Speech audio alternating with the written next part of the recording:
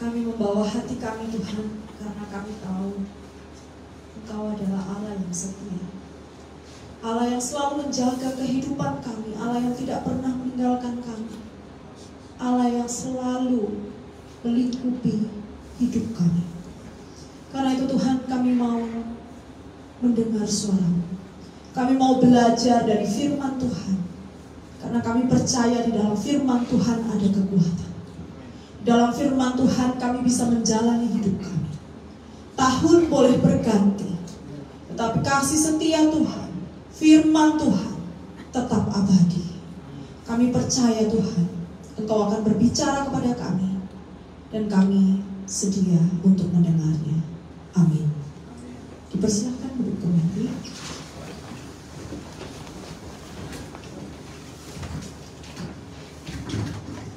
Ya, izinkan saya menyapa sekali lagi, mengucapkan Happy New Year, selamat tahun baru. Selamat tahun baru. Selamat tahun baru, Happy New Year for all. Baik, senang sekali rasanya bisa kembali di persekutuan ini, bertemu dengan teman-teman lagi ya. Wah, puji Tuhan. Kemarin sempat bertemu teman-teman Ansan juga ya, waktu acara PGIK, Natal PGIK ya. Kita sempat bertemu juga, dan hari ini saya boleh diberi lagi kesempatan untuk memberitakan firman Tuhan, sungguh sesuatu yang saya syukuri ya. Baik, Bapak Ibu, saudara-saudara sekalian, mari kita bersama membuka dari Injil Lukas pasal 10. Injil Lukas pasal 10 ayat 25 sampai ayat yang ke-37. Injil Lukas pasal 10 ayat 25 sampai dengan 37. Mari kita baca bergantian. Saya akan baca ayat yang ganjil, Bapak Ibu saudara-saudari ayat yang genap, seterusnya sampai ayat yang ke-37. Lembaga Alkitab Indonesia memberi judul Orang Samaria yang Murah Hati. Pada suatu kali, berdirilah seorang ahli Taurat untuk mencoba Yesus. Katanya, "Guru, apa yang harus kuperbuat untuk memperoleh hidup yang kekal?" Jawab Yesus kepadanya, "Apa yang tertulis dalam hukum Taurat? Apa yang kau baca di sana?" Jawab orang itu, "Kasihilah Tuhan Allahmu dengan segenap hatimu dan dengan segenap jiwamu dan dengan segenap kekuatanmu dan dengan segenap akal budimu, dan kasihilah sesamamu manusia seperti dirimu sendiri." Kata Yesus kepadanya, "Jawabmu itu benar, perbuatlah demikian, maka engkau akan hidup." Tetapi untuk membenarkan dirinya, orang itu berkata kepada Yesus, "Dan siapakah sesamaku manusia?" Jawab Yesus, "Adalah seorang yang turun dari Yerusalem ke Yeriko. Ia jatuh ke tangan penyamun-penyamun yang bukan saja merampoknya habis-habisan, tetapi yang juga memukulnya, dan yang sesudah itu pergi meninggalkannya setengah mati." Kebetulan ada seorang imam turun melalui jalan itu.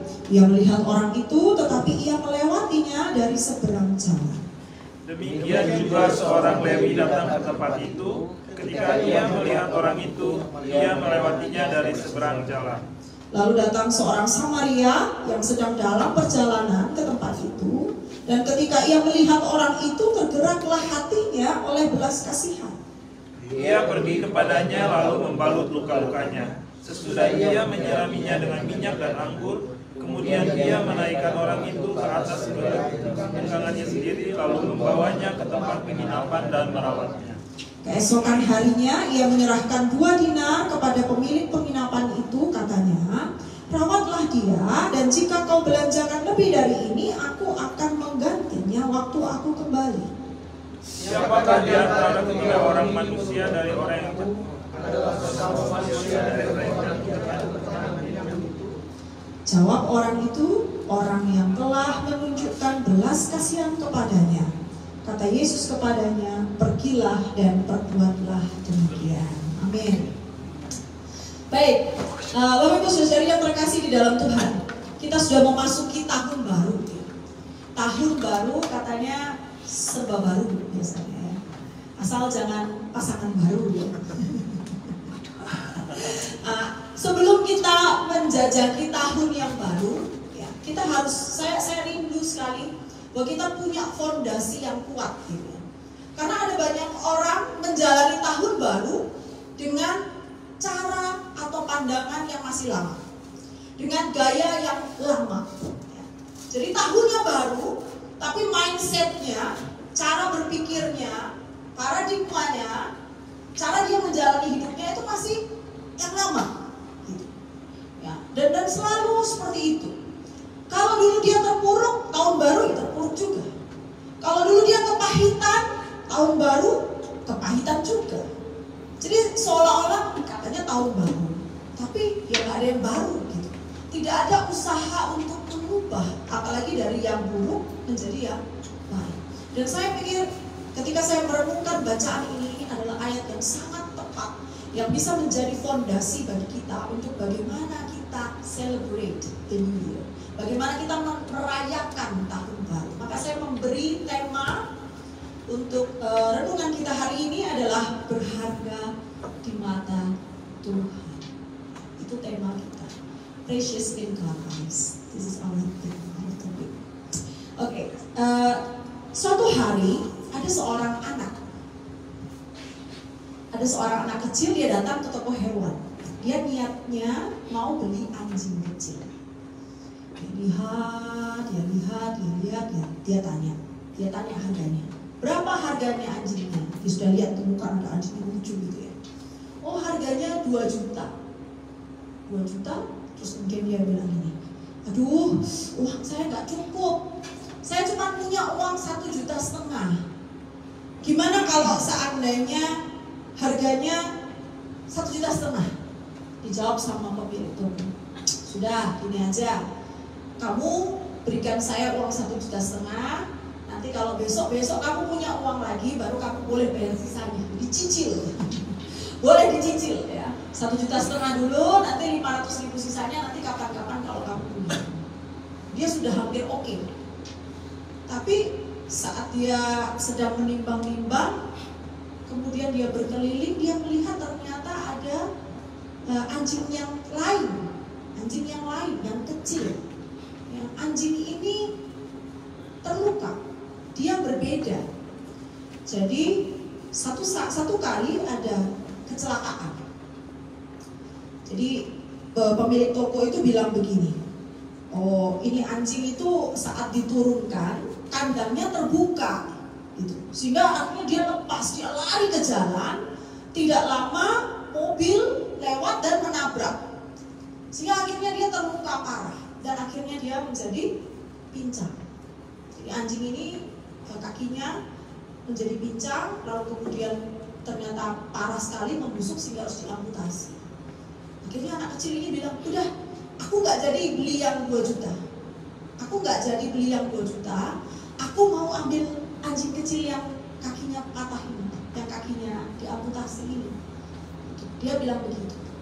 Tapi saudara yang terkasih di dalam Tuhan, pemilik toko ini bilang begini, udahlah, anjing ini juga nggak tahu hidupnya sampai kapan. Jadi kamu ambil aja gratis. Kalau memang kamu mau pelihara, kamu nggak usah bayar. Saya kasih gratis. Tapi kemudian anak kecil ini bilang begini, kenapa kok gratis? Aku punya uang kok. Aku mau bayar anjingnya. Berikan aja harganya berapa, biar aku bayar. Gak usah, kan anjingnya cacat. Anjingnya tidak sempurna. Gratis aja, udah ambil aja. Dia bilang enggak. Intinya aku mau bayar.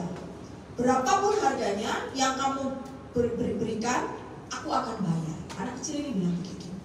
Akhirnya dia memaksa, ya sudah kalau gitu, kasih aja 200.000. Harganya murah sekali. Kalau dibandingkan dengan yang 2 juta tadi, beda jauh. Harganya menjadi turun sekali. Awalnya mungkin tidak segitu kalau dia tidak cacat. Tapi karena cacat, jadi harganya turun sekali. Nah, Bapak Ibu Saudara yang terkasih dalam Tuhan, pada akhirnya anak ini membayar senilai harga yang diberikan oleh pemilik toko. Dia bayar seperti itu, dia bawa pulang anjing kecil ini dengan senang hati. Nah, itulah gambaran dari dunia kita. Ya. Di dunia kita ini selalu dipenuhi oleh manusia yang suka membeda-bedakan. Ada yang dibilang cacat, ada yang dibilang tidak sempurna, ada yang dibilang cantik, ada yang dibilang tidak cantik, ada yang dibilang kaya, ada yang dibilang miskin. Ya, seolah-olah ada yang berharga, ada juga yang tidak berharga. Dunia kita itu seperti itu, selalu membeda-bedakan seperti itu. Nah, hal ini juga terjadi sebenarnya pada masa kini. Meskipun sekarang katakanlah kita ini udah di era postmodern katanya. Di era postmodern itu era yang menghargai perbedaan. Tapi tidak juga kencang banget. Ya, ketika melihat sesuatu yang berbeda, itu biasanya orang akan tatapannya sinis, aneh, ya kan? Merasa kok begitu, bertanya-tanya, dan bahkan mungkin menunjukkan wajah yang sepertinya mengejek, merendahkan. Itu terjadi, itu dunia kita. Jadi di dunia kita ini ya seperti itu. Dan kalau mau dilihat di dalam bacaan kita hari ini, bahkan pada zaman Tuhan Yesus juga, orang itu dibeda-bedakan seperti itu.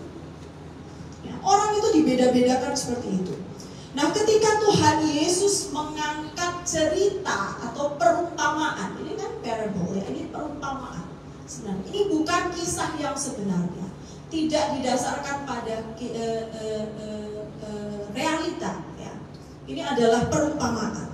Jadi cerita tentang orang Samaria yang murah hati, ketika Tuhan Yesus mengangkat cerita ini, sebenarnya ini adalah suatu tamparan keras bagi orang Yahudi pada waktu itu. Cerita ini cerita tamparan. Kenapa? Karena ketika dia dikatakan hanya perumpamaan, bukan berdasarkan kisah nyata, berarti kan Tuhan Yesus itu punya pilihan untuk menentukan siapa tokoh utama di dalam cerita itu, ya kan? Karena bukan berdasarkan kisah nyata. Jadi Tuhan Yesus punya pilihan untuk menentukan siapa tokoh utamanya. Nah, tetapi di dalam cerita kita, justru yang menjadi tokoh utama itu adalah orang yang dipandang sebelah mata oleh orang Yahudi. Orang yang diremehkan, orang yang dianggap tidak berharga. Itulah yang dijadikan tokoh utama. Ya. Sehingga ini menjadi tamparan yang keras. Nah, siapa orang Samaria? Orang Samaria itu adalah orang yang darahnya tidak murni. Ya, jadi mereka ini adalah hasil kawin campur antara orang Yahudi dan orang non-Yahudi. Bagi orang Yahudi ini kecacatan. Bagi orang Yahudi ini kesalahan.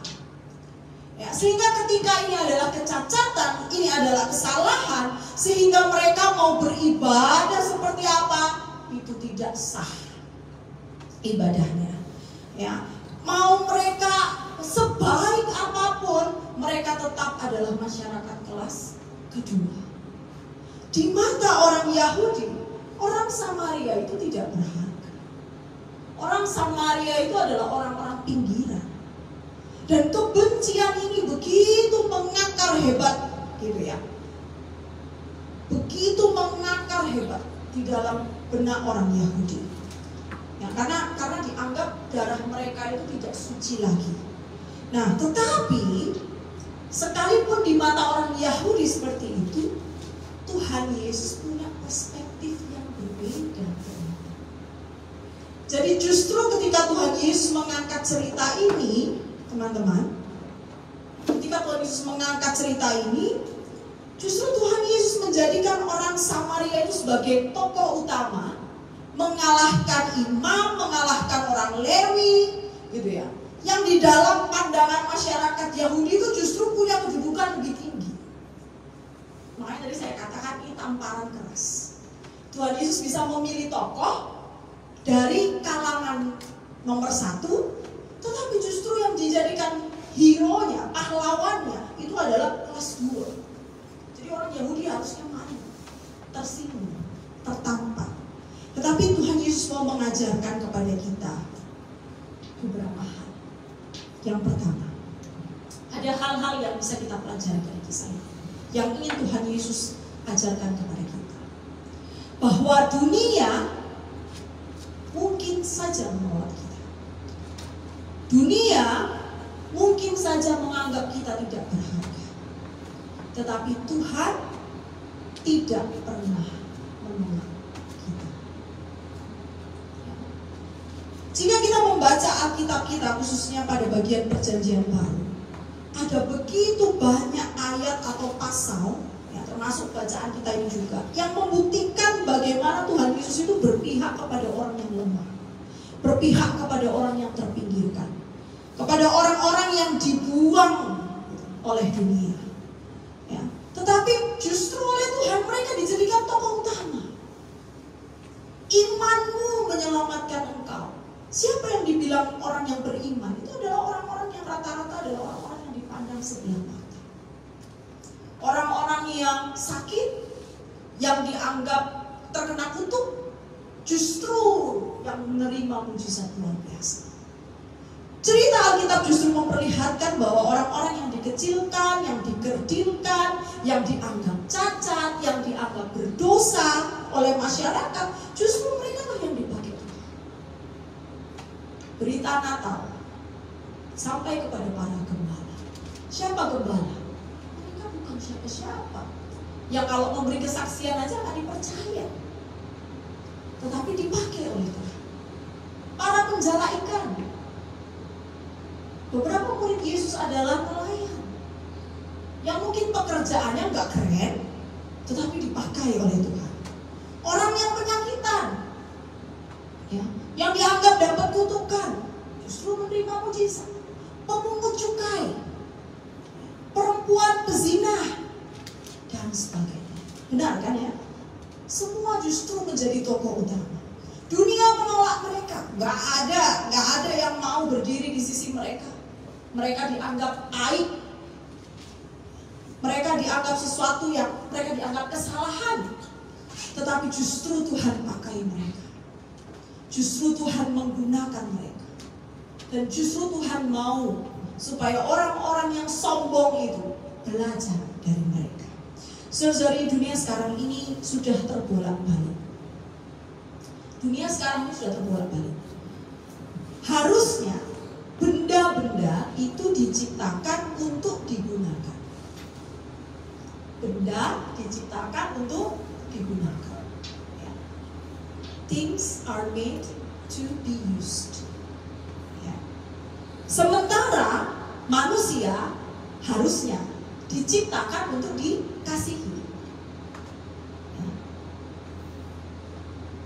In other side, human are made to be loved. Kan gitu. Nah, tetapi sekarang terbalik. Yang terjadi terbalik. Benda-benda diciptakan untuk dikasihi. Now, things are made to be loved. And human made to be used. So it's split. Ya, jadi benda-benda diciptakan untuk dikasihi, sementara manusia itu digunakan. Makanya coba lihat, pasti teman-teman beberapa yang di pabrik kalau dapat sajam mim yang agak lain, kalau dapat sajam mim yang agak lain, ya kan? Misalnya merusakkan sesuatu, wah dimarah ya bisa-bisa. Tapi nanti giliran ada teman yang kecelakaan,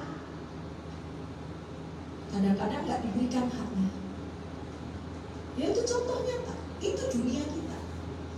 Ya, banyak orang lebih mengasihi benda daripada mengasihi manusia. Padahal seharusnya tidak seperti itu.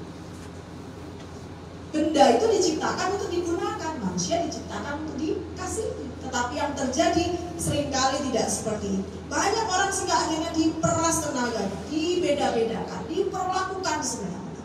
Ini realita dunia kita. Suatu kali saya pernah bertemu dengan seorang nenek. Jadi satu kali saya melayani di sebuah gereja, lalu kemudian selesai saya memberitakan firman Tuhan, saya dipanggil oleh nenek itu, dipegang tangan saya, lalu dia bercerita kepada saya. Dia bilang begini, waktu itu saya masih gadis, belum nikah, jadi masih dipanggil kakak. Kak Tirza, Mbah mau cerita. Dia orang Jawa. Mbah mau cerita. Tahu nggak? Jadi orang tua itu melakoni 3 peran. 3 peran hewan. 3 peran hewan. Iya.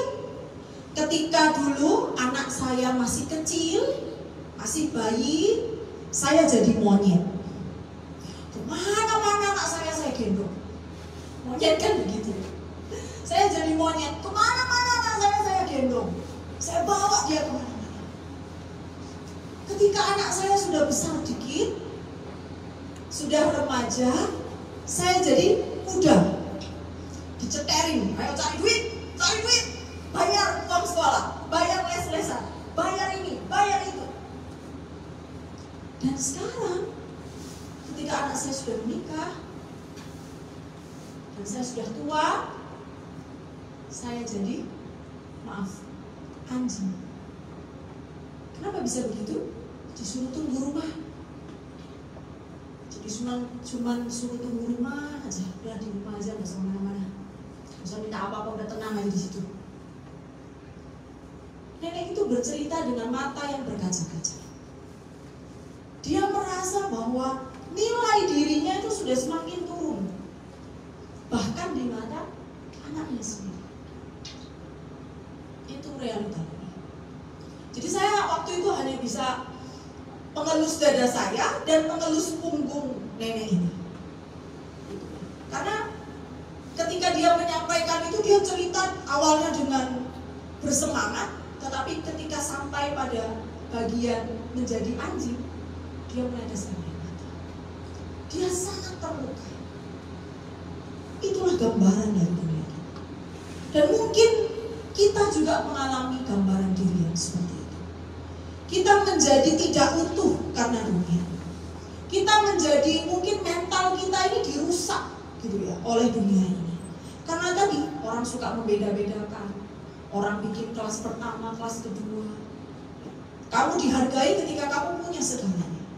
Tetapi ketika kamu tidak punya apa-apa, siapa lu? Orang bisa lupa Anda. Ketika Anda punya semua, Anda bisa duduk paling depan. Tetapi ketika Anda tidak punya apa-apa, mungkin tidak ada tempat buat kita. Itu dunia. Itu realita yang harus kita hadapi. Ya, sehingga firman Tuhan hari ini mau berkata, Anda, siapapun Anda, seperti apapun gitu ya, kondisi Anda, bagaimana dunia ini membentuk Anda, apa yang Anda rasakan, bagaimana sekitarmu memperlakukan, Anda masih berharga di mata Tuhan. Anda bukan barang cacat. Anda bukan produk gagal. Anda bukan orang yang tidak layak dikasihi. Anda adalah tokoh utama di hati Bapa. Ingat itu. Jadi jangan sampai kita merasa kerdil, kita merasa kecil. Ya, karena mungkin aku sudah gak seperti dulu Tuhan. Atau mungkin karena kondisiku sekarang sedang tidak baik-baik saja Tuhan. Ya, sehingga kita merasa down oleh karena hidup. Anda tetap tokoh utama di hati Tuhan. Firman Tuhan hari ini berbicara untuk kita semua. Jadi jangan pernah kecilkan dirimu, besarkan hatimu. Tuhan mencintai Anda berharga. Amin. Itu hal yang pertama yang bisa kita pelajari dari kisah ini. Hal yang kedua yang kita semua belajar dari kisah ini. Nilai diri manusia itu terletak kepada kemanusiaannya. Jadi the essence of human is in his or her humanity. Ya, jadi nilai diri manusia itu terletak pada kemanusiaannya. Lukas 10 ayat 25 sampai 37 ini menjelaskan dengan jelas bahwa Tuhan Yesus sedang berusaha untuk membentuk cara pandang baru dan ukuran baru tentang nilai diri manusia. Kalau bangsa Yahudi melihat hal yang sifatnya jasmani seperti dia itu siapa, dia itu keturunannya siapa gitu ya. Tetapi Yesus itu tidak seperti itu.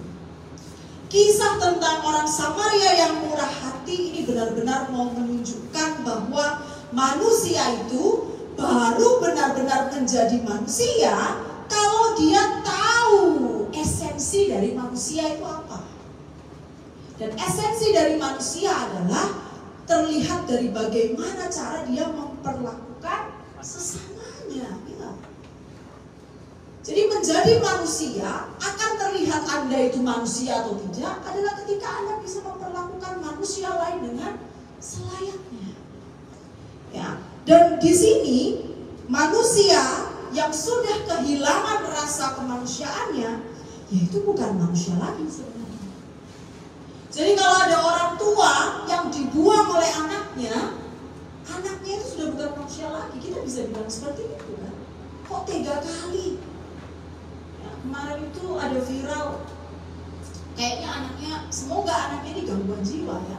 Karena kalau dia normal, kok tega sekali dia potong ibunya. Jadi benar-benar dengan parang itu jadi akhirnya dilerai warga. Masyarakat di sekitar itu melerai. Jadi dia sudah angkat parang ibunya, seorang perempuan. Ibunya itu sudah terbujur di lantai, ibunya sudah mau angkat parang. Dan di wajahnya itu tidak ada rasa menyesal, dan itu dilakukan tuh di teras rumah, jadi semua orang bisa melihat. Gitu. Jadi ya semoga dia sakit jiwa. Gitu. Karena kalau itu dilakukan oleh orang yang normal, wah bukan manusia lagi. Apalagi sampai tidak merasa bersalah. Nah Bapak Ibu Saudara yang terkasih di dalam Tuhan, apa yang dilakukan oleh orang Samaria ini adalah hal yang sepantasnya dilakukan oleh manusia, ya, dan itu menunjukkan dirinya sebagai manusia. Kalau mungkin ada yang dulu belajar waktu sekolah pernah dengar tokoh namanya Karl Marx, ya. Marx pernah ya, pasti banyak yang pernah dengar Marx ya. Dia terkenal ya, dia seorang tokoh sosialis komunis yang mengatakan bahwa agama itu adalah candu. Religion is evil, itu ya Marx ya. Agama itu adalah candu masyarakat. Nah kenapa dia bilang seperti itu? Memang pada waktu itu banyak orang benci Marx karena dianggap dia menghina agama. Ya, tetapi kalau direnung-renungkan dalam konteks peristiwa waktu itu, ya karena memang pada saat itu Marx itu jengkel lihat gereja. Banyak orang itu disuruh bekerja mati-matian, tetapi upahnya itu untuk hidup saja tidak cukup. Kemudian apa yang dilakukan gereja? Gereja cuma bilang sabar, ya, berdoa. Hanya itu yang dilakukan pada waktu itu. Ya, sehingga Marx itu jengkel. Kok agama ini bukannya harus menyadarkan, membuat orang itu menjadi bangkit, membuat orang yang diperlakukan atau yang ditindas itu kemudian, ya, orang yang tertindas itu harusnya menjadi punya semangat hidup, menjadi lebih baik, tetapi kok hanya disuruh bersabar dan berdoa. Ya, tidak ada salah dengan berdoa. Tetapi ketika ada sesuatu yang tidak baik, tidak benar, ya harus dibereskan juga. Agama harus bersuara, gereja harus bersuara. Ketika ada orang-orang yang diperlakukan tidak adil. Makanya gereja-gereja Indonesia di Korea ini bisa berkembang juga. Karena apa? Karena Moksanim dan Saonim juga berjuang kan, untuk seandainya ada teman-teman yang diperlakukan tidak adil, maka Moksanim dan Saonim akan berusaha untuk mencari keadilan untuk teman-teman. Iya kan? Tapi coba bayangkan, kalau misalnya Anda diperlakukan tidak adil, lalu kemudian pendeta cuma bilang, sabar. Anda pergi lagi gak ke gereja? Mungkin Anda juga malas ke gereja. Jadi sekali lagi, berdoa itu penting. Saya gak bilang berdoa itu gak penting. Berdoa itu penting. Tetapi harus juga disertai dengan aksi. Jadi kita harus menjadi manusia yang utuh. Bukan hanya spiritual saja, utuh semuanya. Sosialnya juga dilakukan. Apa yang bisa kita lakukan, kita lakukan. Ya, dan kadang-kala kita harus menjadi gereja yang selalu mengingat gitu ya, bahwa Tuhan Yesus sendiri itu bukan hanya sekedar berkhotbah kan. Enggak. Tuhan Yesus itu benar-benar menjadi jawaban. Ketika ada orang sakit, bukan hanya dikhotbahi, tetapi juga dia berikan mujizat untuk supaya menjadi sembuh. Sehingga terpenuhi, terjawab masalahnya. Nah, gereja Tuhan itu juga harus seperti itu. Gereja itu bukan gedung katanya. Gereja itu adalah kumpulan manusia. Nah, karena dia adalah kumpulan manusia, maka jangan sampai gereja kehilangan kemanusiaannya. Jangan cuma jadi gereja yang ya cuma mementingkan ibadah. Ibadah penting, tetapi ibadah yang sejati apa? Roma 12, persembahkan tubuh. Ini yang harus kita ingat dan kita perhatikan. Ya, sehingga tidak ada orang lagi yang dikucilkan. Tidak ada lagi orang yang diperlakukan tidak adil. Kenapa? Karena gereja berjuang. You cannot treat somebody like a garbage or a trash and worshiping God at the same time. Kamu nggak bisa ya memperlakukan orang lain seperti sampah lalu pada saat yang sama kamu juga menyembah. Itu nggak ada seperti itu. Kalau kamu menyembah Tuhan, maka kamu juga harus memperlakukan orang lain dengan baik. Kamu nggak bisa hanya aku mau nyembah Tuhan, tapi sama orang lain aku nggak peduli. Enggak. Kasihilah Tuhan Allahmu satu paket dengan kasihilah sesamamu manusia. Itu yang nggak bisa dirubah. Jadi orang Kristen mau bully-bully, nggak boleh bully-bully orang. Orang Kristen nggak boleh ngejek-ngejek orang. Orang Kristen itu harus menguatkan. Orang Kristen itu harus membangun. Ya. Orang Kristen harus membangun. Orang Kristen tidak boleh menjatuhkan. Karena Tuhan Allah kita tidak pernah menganggap orang lain sebelah mata. Tuhan Allah kita memberi contoh, siapapun mereka, apapun kondisinya, mereka berharga di mata.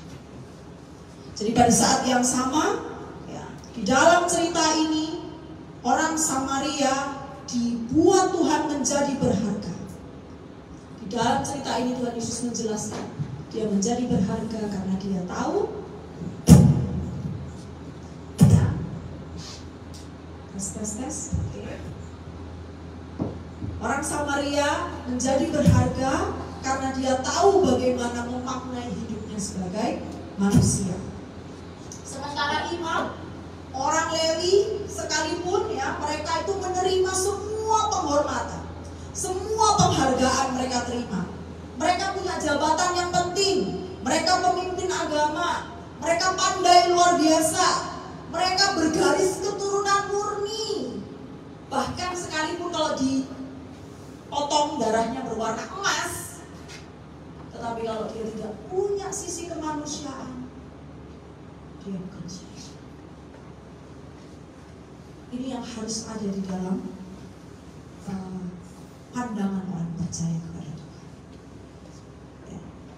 Orang bisa kehilangan nilai dirinya karena dia nggak tahu apa esensi dari menjadi manusia. Jadi siapapun kita, Bapak Ibu Saudara yang terkasih di dalam Tuhan, kita itu berharga di mata Tuhan. Dan karena itu maknai juga hidup kita dengan cara-cara yang bernilai. Jangan sampai kita tuh kehilangan nilai diri kita. Jangan sampai kita kehilangan sisi kemanusiaan kita. Ingat Bapak Ibu, Tuhan itu tidak pernah berhenti bekerja. Dan dia butuh partner untuk bekerja bersama-sama dengan dia. Dan kita harus siap menjadi tokoh utama di dalam pekerjaan Tuhan itu. Siapapun kita, seperti apapun kondisi kita, ya, meskipun mungkin kita merasa aku ini siapa? Aku ini hanya orang kecil. Aku ini siapa? Aku ini sekolahku tuh mungkin hanya lulus SMA. Aku itu siapa? Aku tuh hanya orang asing di negeri ini. Hei, kalau Tuhan bilang aku sudah pilih kamu, tidak ada seorang pun yang bisa lari. Anda bisa jadi berkat dimanapun Anda. Tinggal Anda mau menjadi tokoh utama di dalam kisah-kisah iman.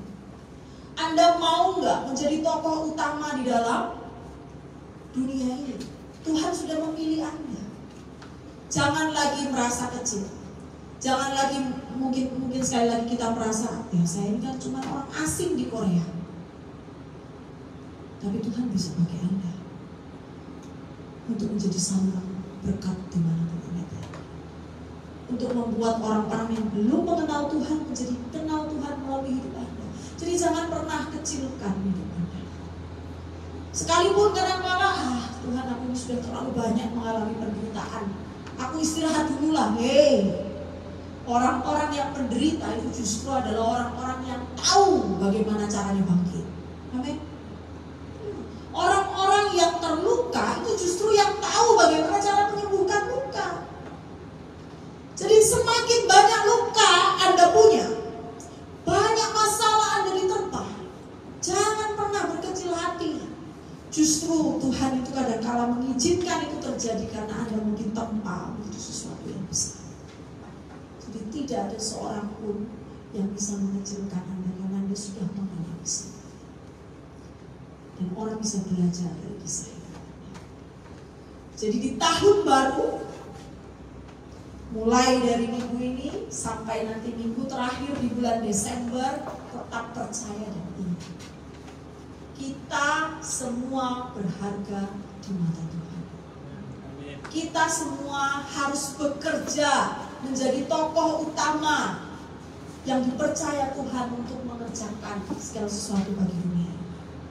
Jadi jangan kecilkan hatimu, karena masih ada setahun ke depan dan bahkan tahun-tahun berikutnya Tuhan akan prepare banyak kepada Anda. Jadi jangan kecil hati, jangan pantang menyerah, terus maju, percaya kalau Tuhan sudah menempatkan saya, Tuhan sudah menghadirkan saya di dunia, pasti Tuhan punya misi. Dan saya tidak akan berhenti sampai misi itu selesai. Jadi terus bekerja bersama Tuhan. Sebab kita adalah orang-orang